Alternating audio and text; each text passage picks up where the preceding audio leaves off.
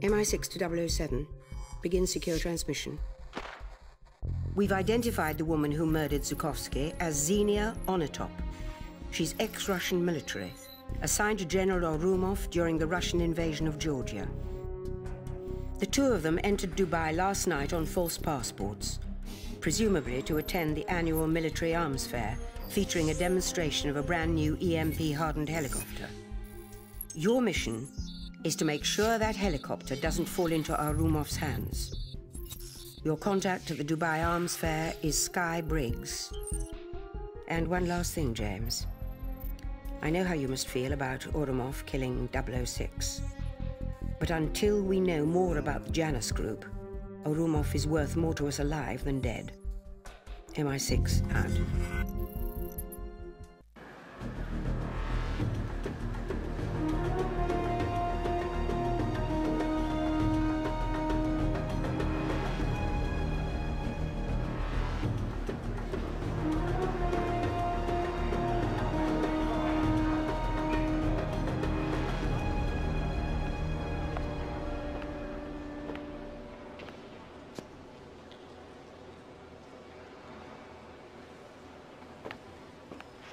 Please, sir. Stop there. Arms out, please. Thank you, sir. Yes, he's right here. Yes, sir. Mr. Briggs is waiting for you at the top of the stairs, sir. Have a good evening. There's another thing that I think would be cool to bound your break, just to see if he's actually doing anything or not. I should mention that to him. He seems to listen. I don't know. Okay. So, I'm guessing this is... Yeah, I don't remember this level at all. But, the thing that's getting me is I want to say that James finds the helicopter first before Zhukovsky, but I'll be honest and say I was actually drinking a fair amount when watching that film, so might be mixing memories, at least the order. And at that point, during the thing with the helicopter, that's when you're first introduced into Xenia, because she kills one of, I think it's like the Navy general or something. She kills him, and then she runs into James later, I think in like a sauna or something like that. She's in like a hot tub, and then she tries to kill James like that, and that's when they go to the statue. How are you, friend? Bond. James Bond, Sky Briggs, head of security. Let's take a hike. I'll show you around. Now, I know your boss is worried about them Ruskies waltzing off with that EMP-hardened chopper.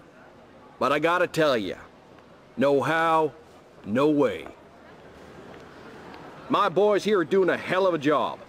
You'd have to be insane to pull off a heist here with all this firepower. If it moves, we'll kill it. By the way, see anything you like, I can probably swing a professional discount. Anyways, I want to introduce you to the pilots. They used to work for Blackwater, flying Cobras between Kandahar and Kabul. That chopper could not be in safer hands. Incoming!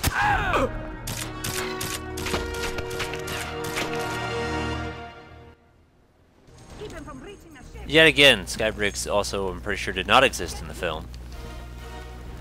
He doesn't really seem like a likable guy. He seems like that fucking... I don't know, something about him just screams Kentucky to me. I think it's his accent. But yeah, no, this is played up a little bit for the sake of having a level, so that's fine. I understand that is, you know, Rare did the same shit. I also might be mistaken, but isn't like rusty considered like a derogatory term? Maybe I'm crazy, but... Excuse me? Hold on a second, I actually want to see something. Alright, well I can't do it like that. PP9.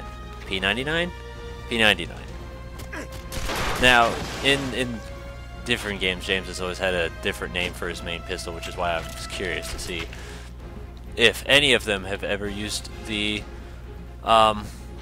accurate name. It's supposed to be like a Walther PPK or something like that, PPK, something like that. But, like, Wilson Enough was like Warframe or something like that. I'm shooting a bunch of things that I can't see that's hiding behind cover. And then GoldenEye 64 is the PP7. I always liked, I'm thinking about it, this game doesn't do it, where you can have it with like a gold paint job or a silver paint job. Always like that. Nightfire does it. I think actually, yeah, Nightfire has both Warframe P2K and the PP7. The difference is one's like thinner looking. Cool. This is, oh look, a thing that I definitely did not see. How delightful. Okay, well now I got a machine gun. So I guess we'll talk, I don't know. Cause like I'd rather skip to the part where I'm actually ahead. Like there's so much stuff that's like not a person that James wants to shoot at. Like look at all those guys on top of that. Excuse me, hold on a sec, gotta take like 5 minutes to reload my gun.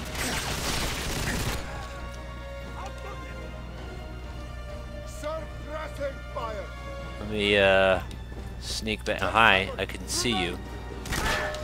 But yeah, no, I was going on saying that this game doesn't do the paint job thing, which is kind of a shame because that's just one of those minute details that just, I don't know, it just feels nice. I think actually this one stays true to the speedrunning formula that most Bond games do, but I don't think that there's anything really worth unlocking.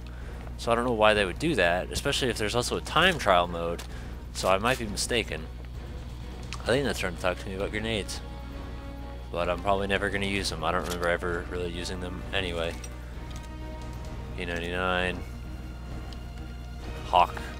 We're going to call it the Hawk because that's what it looked like it said. How do I go? Alright. So, smartphone. That's what it wants me to do. I was thinking it but did not say it, and that because I did put it on screen.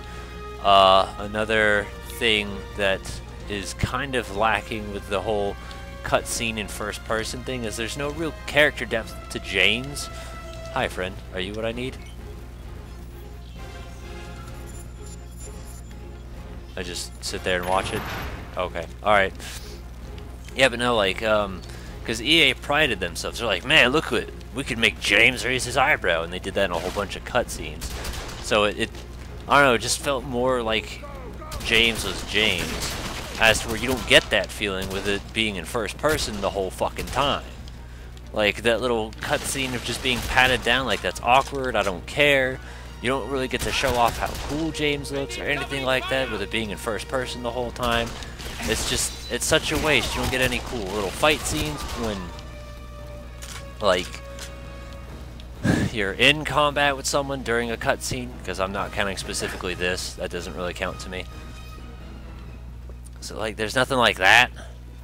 And then it would have been cool to see the shift in perspective from Oromov's view, seeing James try and push the little Cardiff missiles around like you do in the film. Like, it's just so many missed opportunities because they just want to stick to first person the whole time. And, like, thinking about it, this is technically... Hi, black guy. Let me think. Rules not enough had third person. GoldenEye 64 had third person. Nightfire did. Agent Under Fire did. I want to say Everything or Nothing did as well. From Russia did.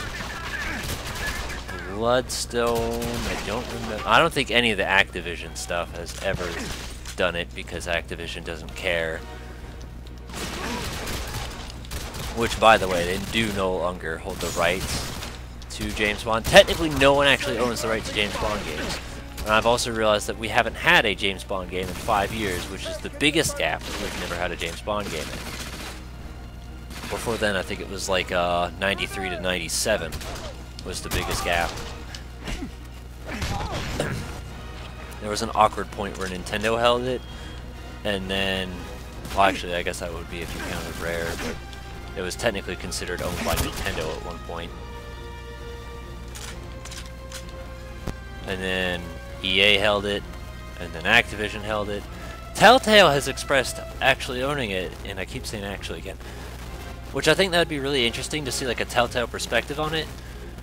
Are we done? I think I'm done. My voice is starting to fuck up a little bit. I can hear it, I can feel it. Oh my god. Okay, I think we're done. I think we're done. I hope we're done. But no, it'd be interesting to see Telltale do it, like kind of like how they do with Batman.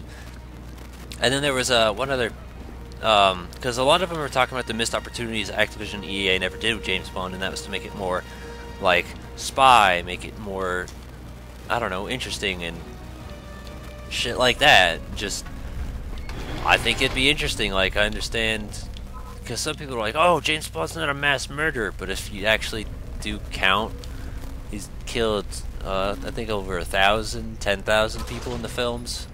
Technically, that's if you are crazy, excuse me, enough to count, because there's been a statistic out there, a stat counter of all the people he's killed, all the women he's slept with, I think all the bullets he's fired or some shit too. But like, yeah, no, there's some crazy stat track out there of stuff like that, and it's well over 1,000. So I know that for a fact, and I think that's just counting the Eon one, so not 1953 Casino Royale, not counting Never Say Never Again. I need you to die. I need you to die. But no, I think it'd be interesting to see someone else do a different take on it, and maybe make it more about the spying, investigating things. Also, technically, the books. Hi, friend. He was considered more like sleuthing spy, which you could do something like that too, and you could oh, I don't know, fucking some little spy mystery kind of thing. You could set it up like that. You know, that's the reason I didn't want to pull out my phone. Go away. It's because I knew some shit like that was gonna happen. Like I was mentioning my phone. Hi? Hack.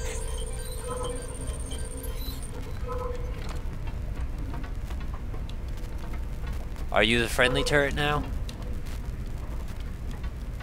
I probably could have done that and he would have killed everything for me, thinking about it. Oh well. Are you a thing I can open? That's a no. But yeah, no, I think it'd be interesting. We haven't had a Bond game since Legends was technically the last one released, meaning, hi, there's probably nothing of importance in here. Meaning I'll end up covering, because I want to do Bloodstone and Legends, and those are the last two I want to do. I could also mention this. There is... Fuck this. Like... Hi. I guess that's just a different way to sleuth. That's great. It's not like you would have been rewarded for it anyway, because this is Activision. What was I trying to say? There's a game called GoldenEye Source. It's literally just Team Fortress, but using GoldenEye 64 on the Source engine, and you can play it online. I looked at it and I was like, wow, that looks cool, because I thought it had single player, and I think it would have been cool to play the single player again in like an updated version, but that's not it. It's literally just online only, so if you want to shoot other nerds in it, you can do that. There's also one for Nightfire, but I've looked at the Nightfire stuff and it looks absolutely nothing like the Nightfire I've played, which is why I'm confused, because I'm guessing, like, I've played Nightfire on both GameCube and on the Game Boy, and I'm guessing it's based off like the PC thing, which I think is more influenced by the Game Boy port or something, which is really weird to me that would be so different. So now I'm wondering, I don't know about the PS2, if that's drastically different or something, but like, that's what's fucking with me. Like, there's a bunch of stuff I've never seen. What? Oh. Okay, ready? Oh, he locked the door. He wasn't unlocking it to fuck with me. Okay. That's fine. I'll just walk around.